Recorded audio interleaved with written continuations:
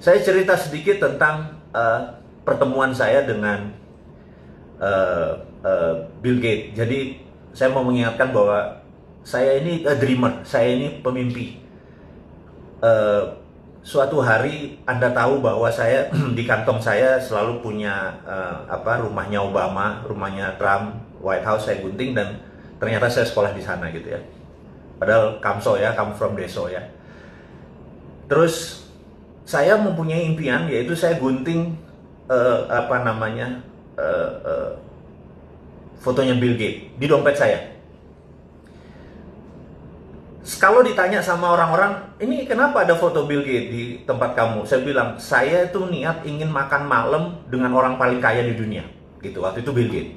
Dan itu udah tahunan yang lalu. Nah, suatu hari Bill Gates datang ke Indonesia. Ada sahabat saya, wartawan senior dari koran kenamaan Indonesia. Kemudian dia bilang, Mas, saya ada tiket, kamu makan malam sama Bill Gates. Waktu itu Bill Gates di zamannya Pak SBY, 2009 atau 10 saya lupa ya, kan datang ke Indonesia. Kita makan di Mulia tapi dengan 400 orang. Saya bilang, ini dream come true. Bayangin, setelah saya nempel gambar Bill Gates di dompet saya, karena saya liatin terus, saya bilang suatu hari saya makan malam sama dia, suatu hari saya makan malam sama dia gitu. Nah, alhamdulillah benar. Apa yang saya lakukan? Saya duduk di round table di Hotel Mulia, Bill Gates duduk jauh. Saya sambil di situ ya ada orang-orang terkenal lah, ada menteri, ada pejabat-pejabat teras zaman waktu itu. Nah, lagi kita makan, dalam hati saya bilang kayaknya nggak sah sih kalau saya makan malam atau kita makan malam tapi jaraknya jauh. Emang saya lihat dia, jadi saya cuma ngeliat dia pakai batik, saya ngeliat orangnya gini, orangnya santun tapi smart, tapi ya gitu deh. Saya cuma sambil membayangkan gitu ya. Nah, kemudian, tapi saya bilang saya nggak puas nih kalau nggak ngobrol. Ini nggak sah nih, gitu ya. Nah, terus di tengah-tengah acara lagi makan, ada yang nyeletuk gitu, Mr. Gates, might as well, kan kita lagi bareng-bareng di tempat makan, boleh nggak kami tanya jawab? Terus mereka nanya sama si audiens, sama kita yang bertiga ratusan orang ini nanya, is there anyone yang di sini yang mau bertanya pada Mr. Gates? Apa yang terjadi? 300-300-nya angkat tangan. Saya mau gitu ya. Saya bilang, oh gila. Terus, dia bilang, temennya ngomong di sebelahnya, oke, Mr. Gates maybe only bisa answer dengan 5 pertanyaan aja, jangan banyak-banyak. So, siapa yang mau nanya, tolong nulis di kertas gitu ya. Nah, wah, semua orang naik tangannya. Dan saya bilang, oke, saya take the moment. Ini kan moment of greatness ya. Saya ambil kertasnya, saya tahu kan teman-teman tahu bahwa saya memiliki sebuah keilmuan, ya ilmu kuno sih, ilmu nggak keren-keren banget bagaimana memprogram pikiran bawah sadar seseorang. Saya bilang, dia pasti baca tulisan saya, dia pasti baca tulisan saya. Saya tulis gitu ya, saya lipat, saya taruh. Oke. Kemudian makan seperti biasa, kemudian Mr. Gates buka satu-satu. Terus, udah selesai makan nih, terus gimana? Ada yang mau nanya? Terus dia bilang, oke. Saya udah pilih beberapa katanya. Terus who is, dia sebut sebuah nama gitu ya. Dia bertanya apa rencana Bill Gates di Indonesia. Terus Bill Gates cerita, kami akan berencana membuat laptop komputer murah di bawah $100 supaya orang bisa ini dan terkoneksi dengan sistem dan sebagainya. Cita-cita mulia lah, CCM lah gitu ya. Kemudian pertanyaan kedua, who is, dia sebutin seorang menteri gitu ya, kayaknya dipesen nih. Oke, menteri ini bertanya ini, seorang ibu menteri. Dia cerita. Kemudian dia break lagi. Terus lama berhenti di satu kertas, terus I don't like it. Terus dia taruh, tapi kan mic-nya masih kedengeran kan, mic-nya di sini. Terus ditaruh, dia bilang terus dia nyari question, pertanyaan yang menurut dia oke, gimmick kayak kecil-kecil. Udah 4 pertanyaan. Dia bilang oke, the last pertanyaan terakhir, the last question katanya gitu. Terus diangkat satu kertas. Gitu ya. Terus orang sebelahnya bilang, what is this? I don't know, I don't like the question gitu ya. Ini kata-katanya dia nih. Terus saya udah tahu nih, jangan-jangan gue bener ya itu ya. Terus apa yang terjadi? Well, I would like to know this gentleman. Terus karena dia ngomong-ngomong itu, orang-orang bilang udah, lu udah kayak gitu, lu baca aja lah itu pertanyaannya gitu ya. Jadi cair suasana. Terus dia bilang, well anyway, I don't like the question. Jadi dia ngomong sama orang sebelahnya gitu. Anyway, lu udah brought up anyway katanya. Terus apa yang dilakukan? Who is a Mardiku wiek, wah udah kayak orang Polandia gua. Saya berdiri. 300 orang nengok ke kita jadi kayak kecil. Saya bilang, gila, gitu ya. Terus dia bilang, dia natap saya, dia bilang, so you, kenapa lo nanya ini gitu ya? Oke. Dia ngomong, I don't think the world is ready, kata dia. Tuh orang nanya, lu ngomong apa sih? Kan mereka nggak tahu. Mereka pertanyaan adalah, what was the question? Orang ini nanya apa sih sampai lu nggak ready gitu? Tahu nggak apa yang saya tulis? Dan Mr. Gates bacakan. Dia bilang begini. This gentleman, katanya, bilang, I could never be like Andrew Carnegie. Jadi saya menulis di kertas itu, you will never be like Andrew Carnegie. Gitu ya. Dia bilang, jadi dia tulis, I would never be like Andrew Carnegie, gitu ya. And this is right, katanya. Gue nggak akan pernah bisa kayak Andrew Carnegie. Itu kata Gates, gitu ya. Semua orang bingung. Ini komunikasinya apa gitu? Anda tahu apa yang dilakukan Mr. Gates? Bill Gates membuka dompetnya, kemudian dia kasih potret gambar kayak foto saya itu. Dia bilang, si fotonya Andrew Carnegie ada di dompet gue, katanya. Saya juga kaget. Dan you are right, I would never be like him. Terus, oke, saya ceritakan dulu kenapanya gitu ya. Saya mengidolakan Bill Gates mengidolakan Andrew Carnegie. Jadi saya tuh waktu itu berpikir, dalam hidup seseorang pasti punya punya drive yang membuat dia menjadi segitu powerful seperti sekarang. Dan pasti ada role model. Dan saya lihat dia, Bill and Melinda Gates ini, kalau pendapatan dia $60 billion, $20 billion ada di Bill and Melinda Gates. Jadi dia berzakat itu 30-40% gitu ya. Mungkin 30% lah dari, atau 20% dari income-nya masuk ke Bill and Melinda Gates Foundation. Karena Bill Melinda Gates Foundation duitnya lebih dari $18 billion. Cukup powerful. Pasti dia punya sebuah role model. Dan saya tahu the biggest philanthropy in the world adalah Andrew Carnegie.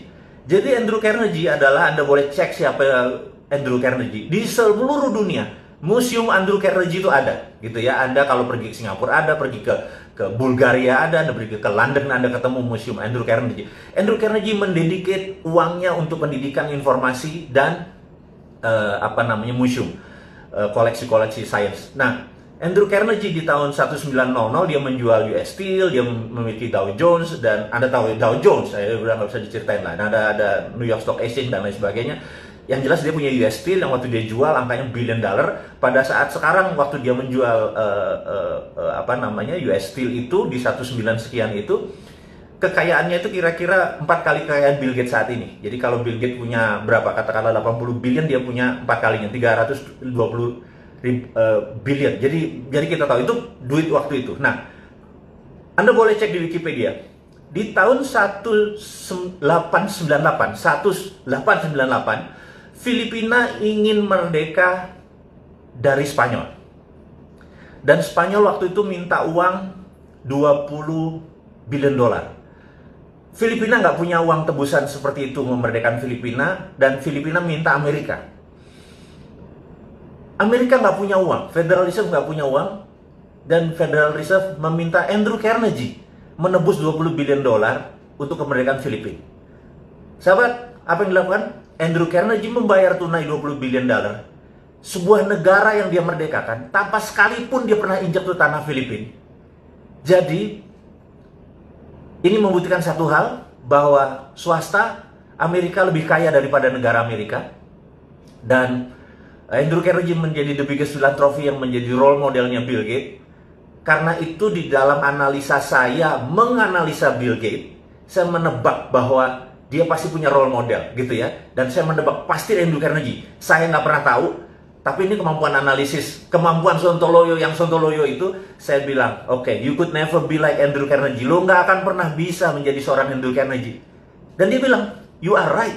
Gue nggak pernah bisa jadi Andrew Carnegie. Nah, jadi itulah yang memotivasi dia. Itulah yang memotivasi saya bahwa kalau Andrew Carnegie pernah begini, di rumah yatim pun saya mencoba mendedikasikan kecil, filantropi kecil, nggak jauh sekali dari seorang Bill Gates dengan foundationnya atau Andrew Carnegie. Tapi ini gamesnya, mau jadi the best of the best of the best ya. ya kita berkompetisi dengan the best, berkompetisi dengan Andrew Carnegie gitu ya, bukan berkompetisi sama 4L gitu ya, itu bukan kompetitor kita gitu. Dia pernah ya gitu, kompetitor kita gini, bukan kompetitor, role model gitu ya, dan kita bersaing sehat. Kalau 4L mah udahlah, gue males ngomongnya. Anyway, teman-teman, ini hanya membuktikan bahwa swasta itu lebih powerful daripada negara Amerika.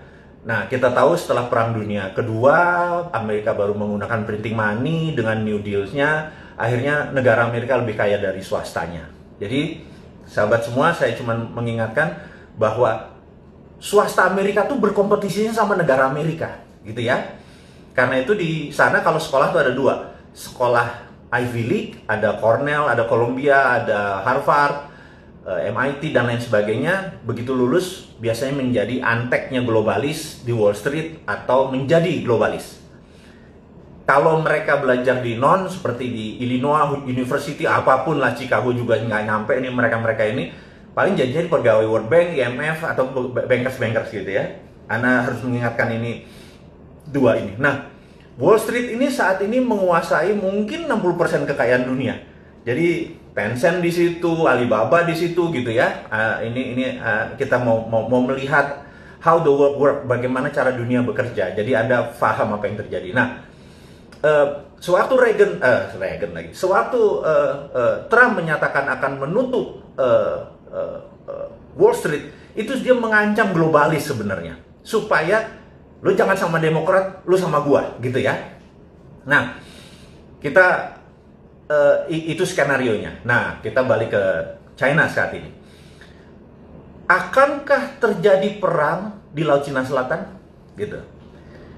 Resikonya adalah pantai timurnya Cina rata, tentara Amerika habis, gitu ya. Menurut saya, Xi Jinping adalah pedagang, Trump adalah pedagang. Menurut saya tidak perang. Ingat, walaupun tidak perang, Indonesia harus ambil posisi. Saya tadi pernah, kemarin saya pernah bilang, ada tanya 4L apa gitu ya, ya habis pundak lutut, apa 4L-nya? Ya lanjutin gitu ya. Oke. Jadi saya menyatakan bahwa Indonesia saat ini tidak ngambil posisi, dan itu salah. Harusnya Indonesia ngambil posisi bela Cina, bela Amerika, itu bedanya. Jadi jangan stand alone gitu ya, kita harus ngambil dua-duanya. Jadi ngambil Amerika, ngambil Cina dengan choking point. Saya ulangi lagi, choking point adalah Selat Malaka yang paling sempit, di mana waktu dulu Sriwijaya, Hang Tuah, Hang Nadim segala macam menguasai selat ini, Indonesia berjaya secara maritim. Hampir 600 tahun kita berjaya secara maritim. Dan choking point saat ini lost control. Kata kita tidak mengontrol choking point. Kalau saya jadi pemerintah Indonesia saat ini, choking point-nya diminta Cina sama diminta Amerika, jawabannya adalah yes. Saya kasih ke Amerika, kalau Amerika memberikan saya 5 tahun pinjaman IMF tanpa bunga, saya minta list yang nggak mungkin Amerika tentuin. Sama Cina juga sama. Yes, saya akan kasih Cina, tapi Cina harus utang di Indonesia dan kewajiban di Indonesia semuanya dinolin lagi dan lain sebagainya. Kasih semua sebuah penawaran yang mereka nggak mungkin bisa penuhi, tetapi di situ terlihat bahwa kita punya standpoint. Jadi Amerika dan Cina lihat kita punya standpoint. Gue di belakang lo kalau, gue di belakang lo kalau gitu ya. Tapi kalau sekarang kita menarik diri, begitu Amerika sama Cina terjadi consolidate, berdamai, apa yang terjadi? Partai Demokrat bingung, dan globalis nempel ke Trump. Sekali lagi, ini dunia selalu kayak gitu, globalis nempel ke Trump. Begitu globalis nempel ke Trump, Cina bermain dengan Cina, mereka nengok ke Indonesia. Lo goceng, lo nggak fair. Lo sekarang mau ambil untungnya doang. Jadi waktu Amerika menjanjikan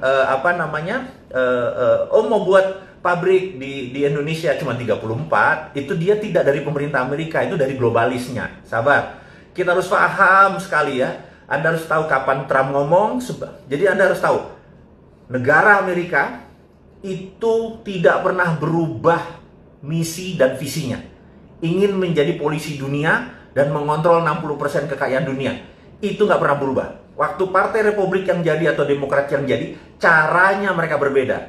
Republik suka perang, Demokrat pakai economic trap. Ini pakai military trap. Ujung-ujungnya sama, bajingan juga itu, gitu ya. Nah, Cina, state mission country-nya nggak pernah berubah, gitu ya. Mau presidennya Xi Jinping, mau dulu Li Peng, mau dulu Deng Xiaoping, sama gitu ya. Nah, saya mau ingatkan, ini key point yang sahabat semua saya mau buka saat ini. Reagan dengan Deng Xiaoping pernah berjabat tangan. Ingat nih ya, saya ulangi lagi. Deng Xiaoping dan Reagan pernah jabat tangan yang menyatakan 40 tahun lagi Cina harus menjadi negara demokrasi, dan itu disetujui oleh Deng Xiaoping. Dengan demikian, tahun itu harusnya tahun 2020 ini Cina harus menjadi negara demokrasi. Demokrasi itu bukan berarti kayak Indonesia sekarang, populer vote, bukan. Tapi pemilihan kepala daerahnya sudah pemilihan langsung. Tapi pemilihan partai komunis Cinanya tetap. Cina adalah single party country. Cina adalah negara dengan satu partai. Dan di dunia ini ada 7 negara yang single party. Seperti Meksiko juga single party. Jadi Anda jangan kaget-kaget ya kayak gini. Pelajaran-pelajaran geopolitik, geostrategi ini. Anggap aja ini lagi Lemhanas, Anda nggak usah ikut 9 bulan Lemhanas, cukup dengerin Bosman ngomong, Anda udah ikut Lemhanas gitu ya. Nah, sampai mana tadi gue lupa. Oh, dia salaman sama Deng Xiaoping, jadi 2020 ini. Tetapi Xi Jinping punya agenda lain. Jadi Reagan, balik lagi Reagan. Trump saat ini ingin menghukum Xi Jinping untuk mengingatkan, dulu bapak negara lo yang namanya Deng Xiaoping itu sepakat sama Reagan untuk menjadi democratic country. Lo inget ya? Nah, lo membangkang nih ya gitu. Jadi ini ada sejarahnya, bukan sekedar trade war. Jadi kalau yang naif tuh bilang, oh ini perang dagang, nggak apa-apa kok, nggak ganggu kita gitu ya. Kebanyakan baca Shinchan sih, jadi gerah gua kadang-kadang gitu. Nah, kita harus tahu bahwa ini ada sejarah. Nah, jadi si Trump ini punya postur adalah, lo mau jadi democratic country lagi nggak? Kalau nggak, Hongkong gue gerakin nih, gitu ya. Dia punya tombol-tombolnya. Jadi mereka ini 2 perang. Sekali lagi, 2 perang. Kalau kita nggak ngerti, toto kita terpecah 3 aja kayak Ghost Fleet. Anda tahu bukunya Ghost Fleet yang dibaca oleh Prabowo, yang tulisannya Peter Senge, seorang analisnya CIA. Kalau protokolnya Ghost Fleet dibaca kayak Balkan, Indonesia pecah 3 beneran nanti, gitu ya. Nanti kita bahas di minggu depan tentang Ghost Fleet. Sekarang jam piro lagi? Oh, udah 40 menit loh. Gak bayar dulur-dulur ini. Kasih 40 menit ilmu, minta nambah lagi ya gitu ya. Oke teman-teman. Jadi dengan adanya perang tadi sebenarnya ada sejarahnya. Karena itu Reagan memanggil 8 orang yang masih hidup dari 13 warrior ini untuk pengen tahu dulu tuh rencana lo apa sih dengan China, karena dengan Soviet kan sudah jelas, dengan China dia kasih ingat bahwa Deng Xiaoping dulu pernah shake hand. Nah, karena itu saya dalam tulisan saya di video 2030, tahun 2030 Cina adalah the biggest democratic country in the world. Bayangin, dengan 1,7 billion atau 1,7 miliar manusianya dia menjadi demokratik. Pemilihan daerahnya nanti akan, jadi sekali lagi saya mau ingatkan, Cina akan menjadi loose dengan bargain tersebut, currency dia menjadi lebih leluasa. Tapi Trump akan memenangkan lagi. Ingat ya, ini sekali lagi, Trump bisa menang nih. Jadi Trump pulang kampung nanti menyatakan dia menang terhadap China. China bilang kita juga nggak kalah. Jadi dia bukan bilang menang ya, China nggak kalah, nggak kehilangan muka di negaranya. Nah, Trump selesai masalahnya. COVID sekali lagi nggak terlalu penting karena kita live with COVID forever. Oke, sahabat semua. Terakhir mungkin saya sekedar mengingatkan bahwa beberapa kita mendapatkan berita bahwa China punya renminbi, punya digital currency, punya dan anti dolar. Tar dulu. Itu misleading kalau anti dolar. Dia memainkannya di dalam negeri. Sekali lagi, dia memainkannya di dalam negeri. Dan kita juga nggak mau kalah dong. Kita kan dari dulu juga sudah bilang bahwa kalau kita ini kan Sontoloyo War nih, kita ini kan bukan heavy on government, kita kan heavy on private, bener ya? Kalau saya nih dapat mandat, tapi tenang, saya tidak akan masuk ke politik, saya janji, karena passion saya nggak di situ. Tapi kalau kita dapat mandat atau misi ini ada yang terima, kita kasih juga. Kita adalah heavy on private, jadi swastanya tapi bukan kapitalis, bukan 9 naga yang jadi kaya, UKM yang jadi kaya. Jadi kita ini juga pro on private, tetapi UKM, karena itu kita bangun Santara, kita bangun Rifit, kita bangun organisasi untuk mengangkat UKM. Jadi kita tahu 2030 85% ekonomi dikuasai oleh UKM yang going global. Ini mark my word ya. Anda boleh catat kata-kata saya kalau 2030 tidak terjadi 85% ekonomi dunia, saya kasih Anda 1 juta dolar. Anda ingetin, Bosman, 1 juta dolar lo janjiin kalau tahun 2030, 85% dunia ini yang menguasai adalah UKM yang going global. Jadi nanti, buktinya apa? Sekarang ini, perusahaan besar pivotnya susah. Jadi kayak Unilever, Ultra, itu pivot. Begitu ada perubahan terhadap COVID, terhadap distancing dan lain sebagainya, merubah badannya yang besar itu nggak mudah. Tapi UKM 2 bulan kolaps, ada yang tinggal 10%, ada yang bangkrut dan sebagainya. Tapi besok dia udah hidup lagi karena UKM itu pivotnya gampang, mindahinnya gampang. Nah, sahabat semua, jadi tahu karena demikian kita filosofinya adalah menolong mengangkat UKM. Jadi misi kita jelas, mengangkat UKM. Gimana UKM menjadi berdiri, dan kita nggak peduli sama pemerintah. Pokoknya jangan diganggu aja kita, biar urun dana ini berlangsung dengan baik. Itu satu. Yang kedua yang saya mau ngomongin, tapi ini too early. Saya minta too early karena ini masih beta. Beta adalah, teman-teman, beta ya, sabar. Saya mau memberikan sesuatu yang teman-teman harus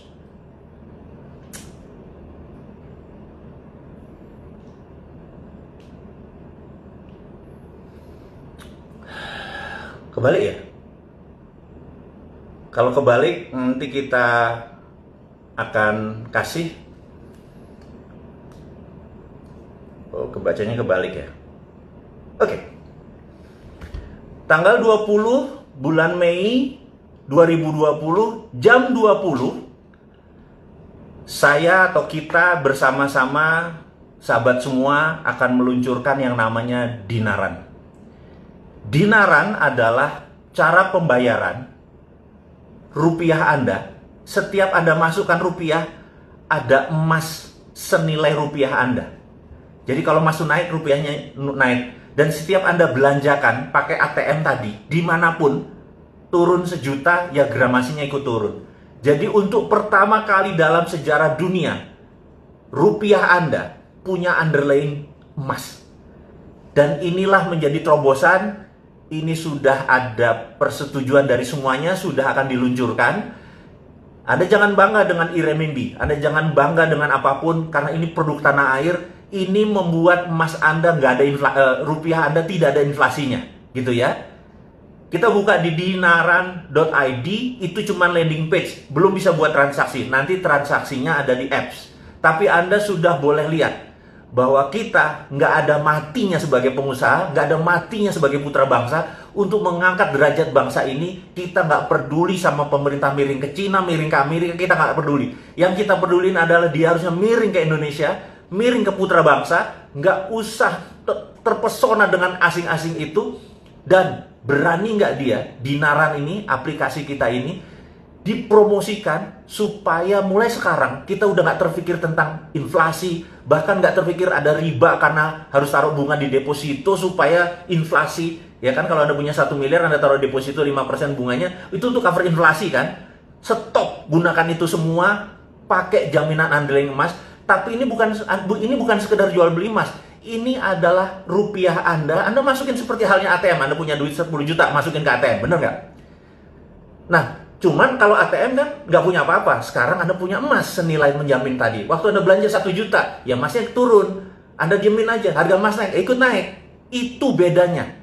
Dan sekali lagi, ini akan diluncurkan tanggal 20 Mei tahun 2020 ini, hari Selasa ini, jam 20.00. Kenapa? Karena 20 Mei adalah hari kebangkitan nasional.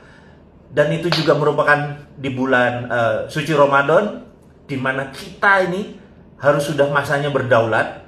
Jangan sekali lagi pernah bangga dengan negara lain, banggalah dengan karya putra bangsa sendiri. Saya minta sahabat untuk mempelajari, melihat